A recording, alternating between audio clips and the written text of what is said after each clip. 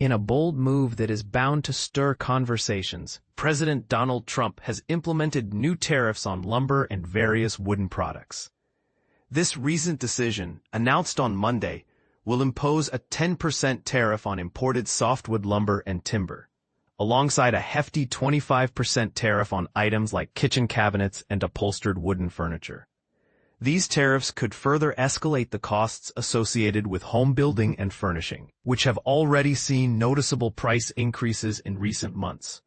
According to a proclamation issued by Trump, these tariffs are designed as a protective measure for American industries and a step towards strengthening national security. He expressed his belief that these tariffs would effectively enhance supply chains, promote industrial resilience, generate high-quality jobs, and enable the U.S. to fully meet its own lumber needs while simultaneously promoting exports.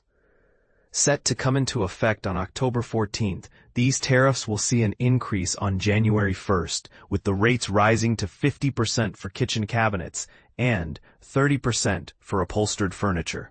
Trump revealed these increases through a post on Truth Social, generating significant interest. Earlier this year, the White House commissioned an investigation by the Commerce Department to evaluate the potential national security risks linked to imported lumber, a substantial portion of which is sourced from Canada. Trump has been vocal in his criticism of Canada regarding its substantial timber exports to the U.S., asserting that the U.S. has ample timber resources to support its own lumber demands without relying on imports from its northern neighbor. However, industry experts predict complications arising from these tariffs, cautioning that they might lead to increased costs for lumber and housing, thus negatively impacting homebuyers. Although the United States boasts approximately 300 billion trees, experts emphasize that the current industrial capability does not match the demand for lumber. Imposing such high tariffs on Canadian lumber might further complicate the existing housing affordability crisis. Lumber plays a pivotal role in the U.S. homebuilding sector, contributing about 30% of the softwood lumber needs annually. Currently, imports from Canada already incur countervailing and anti-dumping duties, averaging 14.5%. The furniture industry has already been affected by various tariffs Trump has previously instituted, leading to considerable price hikes over the last year.